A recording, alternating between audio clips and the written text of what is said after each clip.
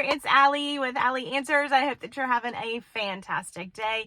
If this is your first time watching one of my videos, then welcome. And if you've been here before or you are a subscriber, I really appreciate it. A thumbs up or commenting down below or just subscribing helps more people see these videos and we can do more good. So thank you. It costs $0. What are your options if your loved one is bedbound? It happens. Sometimes we have people who are bedbound at their home, at our home, in a community, in a nursing home, whatever the case. We have people who are bedbound sometimes, and we still want them to have care. So what do? You always have an option, if it is available in your area, of having a nurse practitioner come in and see your loved one. There are more and more of these types of companies springing up around.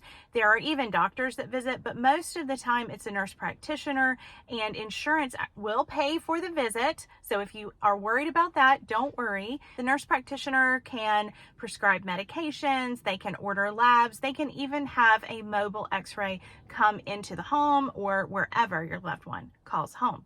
If it's appropriate, your loved one may qualify for hospice services, in which case they get all of those services normally for free.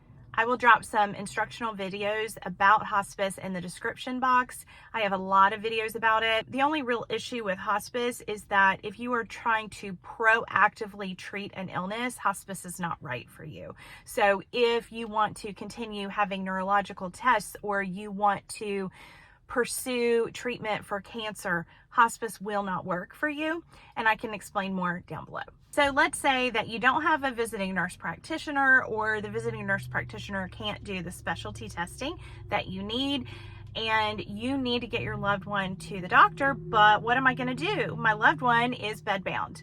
You have a couple options. Obviously, you probably have considered telemed. Telemed is a lifesaver. Ever since COVID, lots and lots of doctors now offer telemed services. Some insurance programs even offer them for free or very low cost copay. Let's say you need to see a specialist though.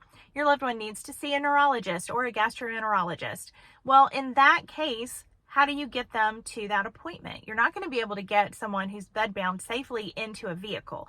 So what do? No matter what the law says, accessibility can vary depending on the size of the office that you're going to and what kind of accommodations they're able to make. So call and make sure that your doctor's office can accept a stretcher.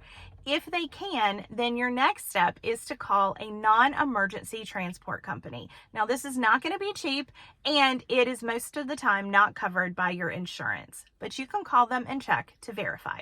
In the Atlanta area, I usually see people pay around $200 to $400 for a non-emergency trip to the doctor, depending on what kind of services are expected during that time period and how long the travel is going to be.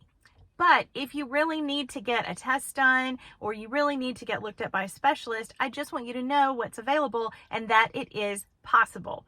So you would call a non-emergency transport company and explain that you need a stretcher transfer, and they can schedule that for you. It is nice to know that you're not out of options just because your loved one can't get in and out of the car. If your loved one can sit up in a wheelchair, then of course you do have more options, and I will include below another video about transportation. I hope this information is helpful to you or to someone that you love, and I appreciate you hanging out with me. It was good seeing you today. Take care. Bye-bye.